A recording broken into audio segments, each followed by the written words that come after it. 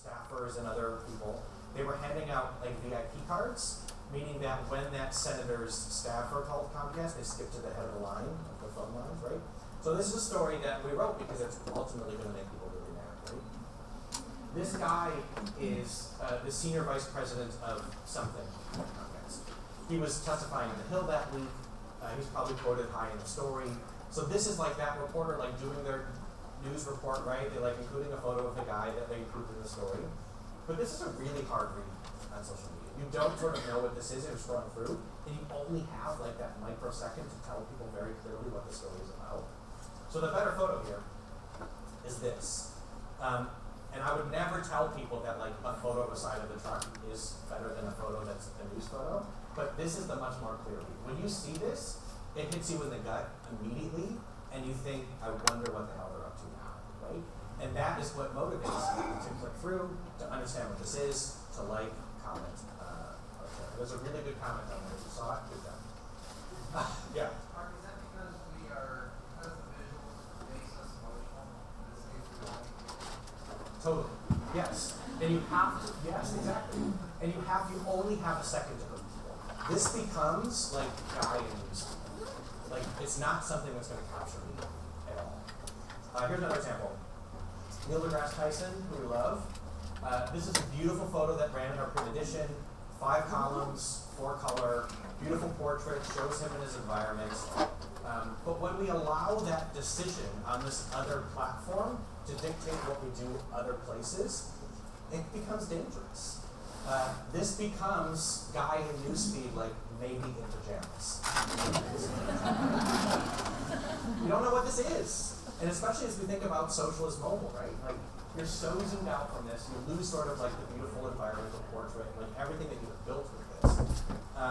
And so this is part of the training we're doing for reporters now is also in that shoot was like a much closer photo of the guy. So if you know who this is, you're much more likely to understand exactly what this is, and you're much more likely to take action on it. We also talk about the curiosity gap. This is sort of our artful way of talking about clickbait without talking about clickbait. And what it means is that you create a moment where like the reader has to click through to fully understand. You've put sort of the content on the other side of the process. And you see, that's why words like meet the 12-year-old archer who just set a record in India, or how, like how the CIA is changing this system or whatever. Like you have to sort of click through that to understand what that is.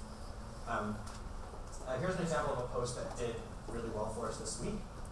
This is a photo that started to go crazy on Reddit. We've seen a particular theme, especially this week, about sort of like income inequality and sort of like the chasm between haves and haves not. That's also a really strong social theme. And so here's a headline, which is a little bit clickbaiting. This image perfectly sums up inequality in America, according to the internet. And this picture, if you can't quite see it, the text on it is, while the middle class blame the poor, I'm going to park my boat in my boat. This is a boat pulling into another boat to like park. And so this is an image that like really circled the web. But also on Facebook, like we kind of got the benefit here of the fact that it cut off that text. And that if people really wanted to fully understand the story, they had to click through. Because also what we know, and I talk to reporters about this all the time, we have a section in the post called Fact Checker. And it's an amazing team of 2 people that when like some politician comes out and says like, this is going to cost the US $5 trillion, like we actually fact check it. And there's a scale that we use from like 0 to 4 Pinocchios based on like how much they lie. And so what I'm telling these people is A, they have to give away the ending. The only thing that makes that tweet social is if you say like, this guy lied when he said this. You're not gonna get people to retweet or share or anything if you just sort of say like, hey, we fact check that. Like people don't want to read to figure it out. But also what happens in this world is that people that aren't clicking through their stories, they're just sort of sharing that tweet and delivering that information. So finding a way to create the curiosity gap to motivate that click through can be important for us too. Now we have to be careful though when we start to learn these tricks. I'm doing this training across the newsroom right now, and every section after I leave that section, I watch their content and they overuse everything I tell them, which is good. They're good listeners. But you just sort of have to be mindful about what you're using. So here's an example. Don't read this headline, it's a little bit too long, although it is. Why this mysterious Mayan cave full of children's bones may be evidence of ancient religion. You might want to read this story, right? Also, a horrible use of why. Like, they found bones in a cave. That's why. You just told me that in the headline. I don't need to read anything more. Like, I don't know what I would get from this story other than, like, seeing the headline displayed in a bunch of different ways, right? They found bones in a cave. That's why. Here's another one. How crashing drones are exposing secrets about U.S. war operations. They're crashing. That's how. They crash, people find them, they look at them, like, I get it, right? So what's better here is to be declarative. Crashing drones are exposing secrets about U.S. war operations. Like, holy crap, right? Like, I want to read that. It is totally okay to steal things that we see there. Everyone has had every idea before, right? It's just sort of figuring out how to do it in a way that makes sense. But make sure you know what you're stealing. And you'll see what I mean about that. Because we can sort of think that something is successful because of something, but it really wasn't successful because of that at all. Here's a good example from the Post. Some of you may have seen this headline a couple years ago. This was sort of our first example of punting up a piece of digital content that really took off. In fact, maybe still one of our most read stories. 9 questions about Syria you were too embarrassed to ask. Now, you also have to remember sort of where we were in this environment. This was back in 2015. In August, there was incredible unrest there. We hadn't paid much attention to it, and there was this really incredible environment in this country where, like, we legitimately didn't know what was happening there. We didn't know who the good guys were, we didn't know who the bad guys were, we didn't know why people were fighting, we didn't know what the unrest was. And so putting up a piece of content like this really helped people. And it was really well written because it sort of captured that moment that, like, people really need help understanding this. But what we did is we turned this into, like, in fact, if you search Washington Post embarrassed to ask, like, you'll come up with like 1 million things. Because the week after we saw the success of this, we did 9 questions you were too embarrassed to ask about Great Britain. But, like, I'm not embarrassed to ask questions about Great Britain. Like, I will ask you a question about Great Britain if I want to. But that wasn't why this was successful. It wasn't because there was a number in the headline, right? Like the BuzzFeed model. It was that we captured something that was happening in the world, and we figured out for that specific piece of content how to frame it the best. And it was this, but that doesn't mean that this is going to become a series of content. We have another word at the Post, but I think we overuse it. It's chilling. The chilling reason why, right? Like, if you search Washington Post chilling with a fair number of things, you have to be careful about how you use those things. You have to make sure that it's the best opportunity at that moment. This might surprise you. Nobody's clicking on your share buttons. When you sort of are looking at a page and thinking, like, is this social? You think, I hope there's a big Facebook button and a big Twitter button. It's not how people use the web. It's just not. People want a unique URL for that specific piece of content that then they will take and do with it as they please. That's what they need. So if I were building a mobile experience, you do sort of need them there because they're fantastic visual clues. Like, you might want to share this, but nobody uses those. So I'm much more concerned if we're creating something, does that thing have a URL? Like, if I get to a point in a story where there's like a video, and if someone really wants the video of the story, when I'm thinking, is this content social? I'm thinking how easy it is for the user to find the URL of this piece of content. And if it's hard, we have to make that better. Of course.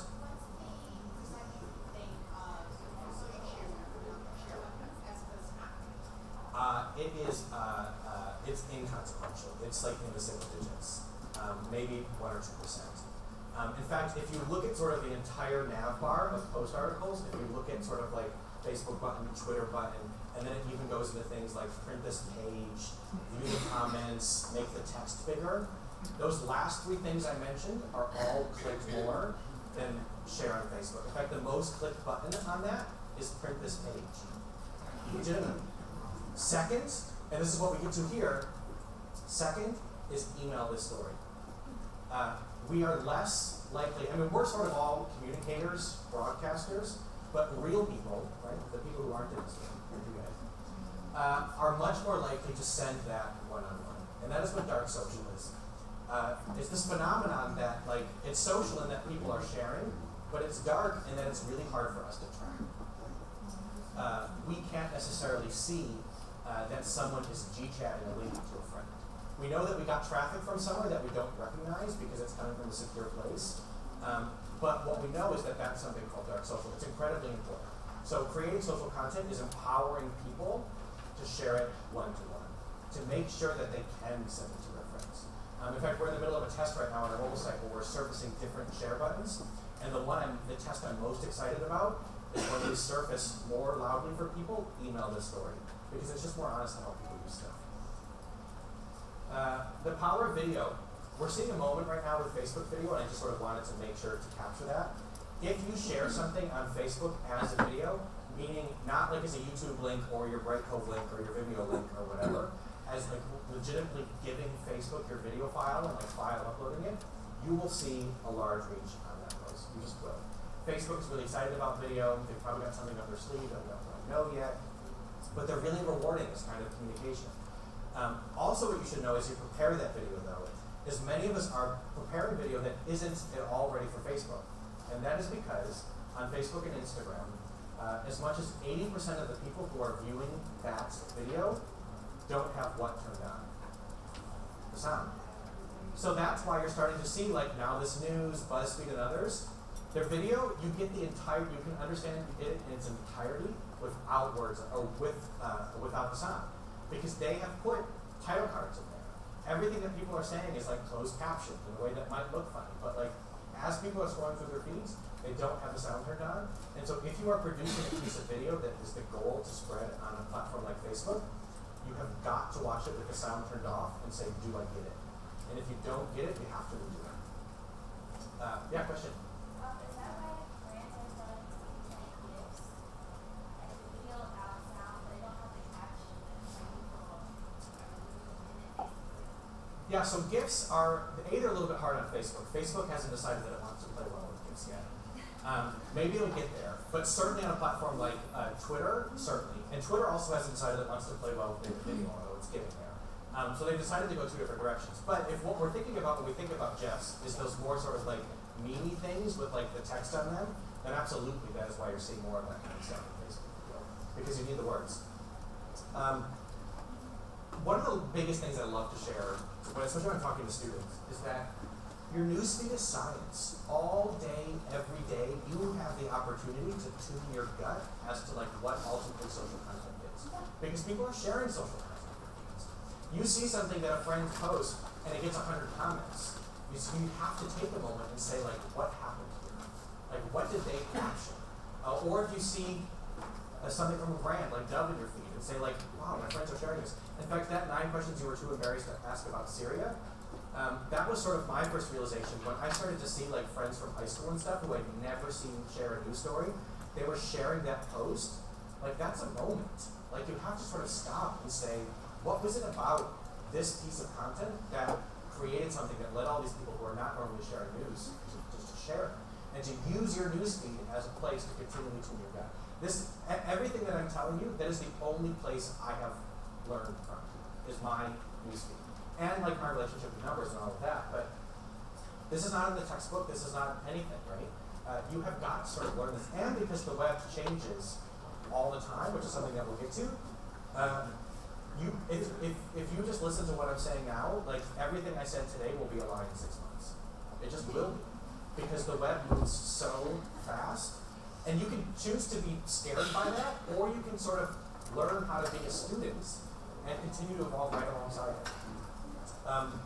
Okay, I want to talk a little bit about how to move a ship, because I've had some experiences at some big ships about like changing the culture ultimately when companies making more social.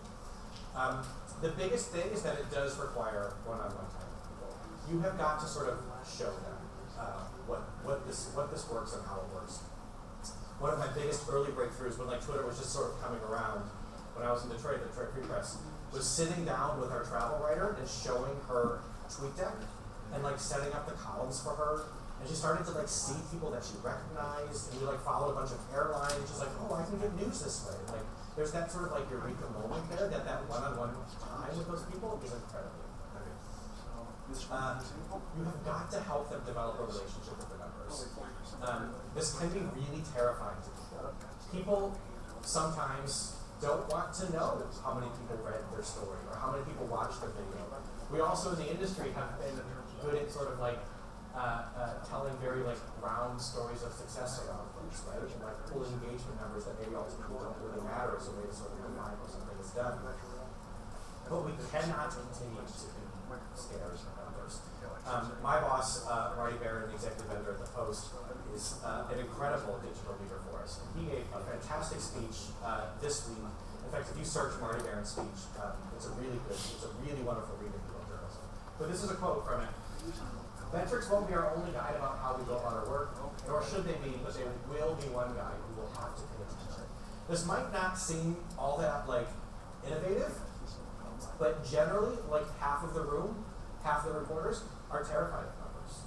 They don't want to know them. They don't want to know how many people read this story. We have to change that. There is no path forward to success for the Washington Post where reporters don't have an intimate relationship with the digital content that they produce. It just doesn't exist. They have got to feel that like running through their veins. This is a very kind way of saying, don't spend 75% of your time trying to convert 5% of the people. Because there are some people that this will just be incredibly hard for internally, and you do just kind of have to move on and work with the people that we will ultimately get from. And this is the final note, which we talked about. It will be imperative for all of us to continue to be citizens of the web. Even the things that I'm telling you right now about like headlines that work and words that work, like how and why, there will absolutely become a fatigue with that. We saw what happened with BuzzFeed quizzes. They're really good about identifying moments of the web and just throwing like a ton of attention on it. Like when quizzes became a thing, they were producing dozens of those a day. Like hiring developers to like build more and more and more and more, right? So the only way to move forward from this is to create an environment where we're all students of the web and that we all continue to learn. So that's what I have, and I would love to take your questions. Yeah, in the way back. And you talked about people coming into the site sideways from Facebook. Talk to us a little bit about how the Washington Post is dealing with a lot of the changes that have taken place in the Facebook for Business landscape over the last couple of years, and the changing that algorithm that has created sort of this pay-to-play landscape in Facebook, where without a paid ad, you're reaching about 2 to 8% of your audience. Yeah. So the good news is, for me, Facebook still kind of likes news. But I understand that that's not the reality for most things, and so I will sort of tell you some tips or tricks that help. A couple of things. We, even from the main Washington Post Facebook page, will share links to other properties because it ultimately helps our page. If NPR has a post that goes like crazy on the web, lots of people are sharing it, Facebook knows that that is a very healthy URL. And so if we share that post from our Washington Post Facebook page, Facebook will say, hey, you, good job, you shared a really popular piece of content, I'm going to show that to more people. And ultimately that sort of creates this environment where, like, you know, the pole at the center of the circus tent is just rising and rising and rising, because Facebook is seeing your page as ultimately more healthy because you're sharing stuff from all over the place and you're sharing successful stuff. So that when you come around and post a piece of content after that NPR story that you shared from your brand page, Facebook will say, I like this guy. I'm going to show this post to more people. You will, if you are like in your world and you're only sharing your own stuff, you will suffocate yourself and you will like lower and lower and lower your reach. Also, Facebook trends, which I think are probably less of a thing for brands, but also know, especially around, we see this on like content marketing around things like the Super Bowl, and like of course we understand that, right? But like if there is something happening in the world that is identified to you as a Facebook user in your list of Facebook trends, if you share a piece of content that is related to that or similar to it, that will also get you shown by people. But I totally get you. I mean, we have, I think, nearly 4 million fans on the Washington Post Facebook page, and when we share content, that even one of our best posts gets seen by about 200,000 people. Even though 400 people. And it shows them to have some impact. Other questions? Yeah. Can you tell us how many posts posts you guys do per day? Yeah. Post Facebook page and what the reasoning is behind that? So we do a lot. During the day, it's at least every half hour. On the weekends, it's about every hour. We're also producing like 400 to like 500, 600 pieces of content every day. So it's not that hard for us. But ultimately, especially on places like Twitter and certainly like Facebook, don't be afraid to post a timer. Just don't. Because it used to be, like, I remember I used to hate the Huffington Post because they would share a story multiple times. And I would follow like the main page and I also follow like Huffington Post Media, and I would see those things like stacked on top of each other in my feed, and I'm like, I already saw this. But Facebook has also been better about not grouping those things together. So when we have a story that does really well on Thursday, we post that again on Saturday or Sunday. Like even the exact same post, and not one comment on that is, guys, I already saw this, because they haven't. So I would encourage you to post as much as you possibly can with the content and then you can support it. Mark, when you say the Washington Post creates 400 to 500 pieces of content per day, can you clarify that? Is it all on .com or is it across all your channels? And what are those pieces of content? So everything starts with .com. We are done with the discussions about like I'm writing a story for print and then like someone comes in overnight and like throws it to the web. In fact, that was my first job in Detroit, was to work overnight and like copy and paste stuff in the print edition and like make it internet, right? Like we don't do that anymore. When a reporter files a story, they file it to the web. And so that includes stuff that will never appear in the print edition because there's not room. It includes videos and graphics and basically anything that any journalist creates. But there are like 400 unique pieces of content every day created by the Washington Post. Yeah, question? Back to your name Yeah. copyright issues with the names and everything. Surely. We've talked to our photo department, who was fairly nervous. So the good thing about that is that in that post was an embed code from Imgur. So, and we also feel okay. You can embed content as long as you know that that person clearly had the rights to upload that content. Like it's not a way around. Like let's pretend we didn't have rights to AP photos, and some Joe whatever in somewhere in the country uploaded an AP photo that he didn't take or have any rights to. We just found it on the internet. He put it in Instagram. We're not going to think, oh great, it's on Instagram. We're going to embed it, even though we don't have rights to it. So we have to sort of do that sniff test. But what we are allowing ourselves, and this is a little bit new, is that sort of featured image slot on Facebook that pulls in that image. Of course, that doesn't happen automatically when that's wrapped inside of an embed. So you literally have to like take that file, save it to your computer, upload it in a way that like, holy crap, all of a sudden the Washington Post is hosting this image we don't have rights to. But the way that we've landed with our lawyers and lots of conversations is that we're allowed to put it in that position if that is also embedded on the .com. So we're showing it in context.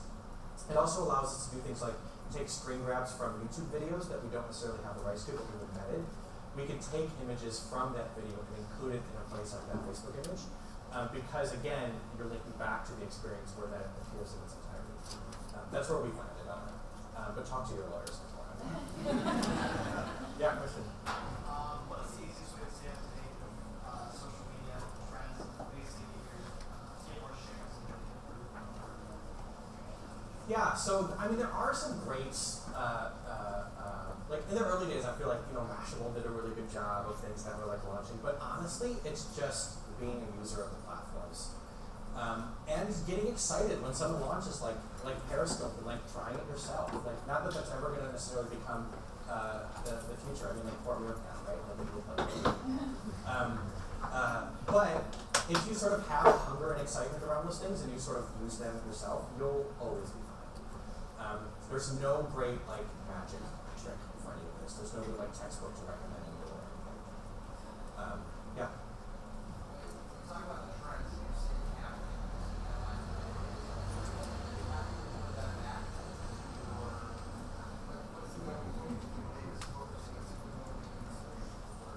We've never been very good at it. We're starting to be.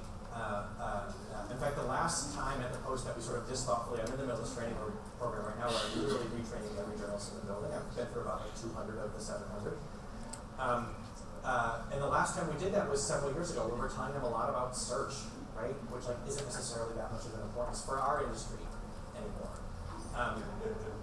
because Google's gotten smarter. We don't have to like knock people over the head with like a full name and a headline and a photo caption and a link and all these things that we used to have to do. And so we have been very good at it. So it's now sort of a constant training program that like circles the newsroom and circles back to the first section they did when they get to the end. Also like email tips, like every Friday we'll send out an email that was like, here are some headlines we love this week and here's why. That's been helpful. We also use a program called HipChat, which is similar to like a Slack or some other collaboration instant messaging tools, which allow us to create digital spaces that allow us to sort of highlight examples and have discussions about things. If you haven't used something like Slack, we don't use it in the notes, but we did it these days.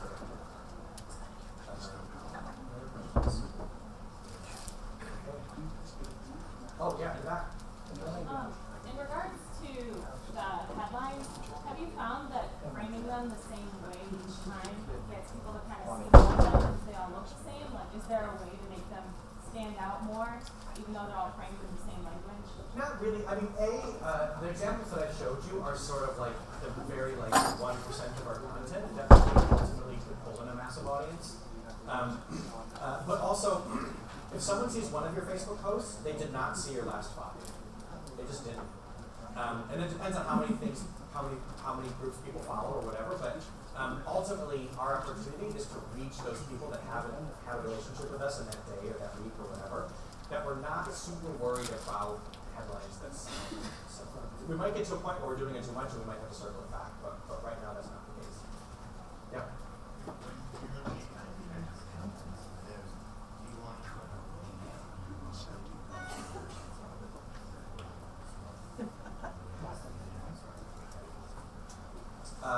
I'm sorry, I didn't follow.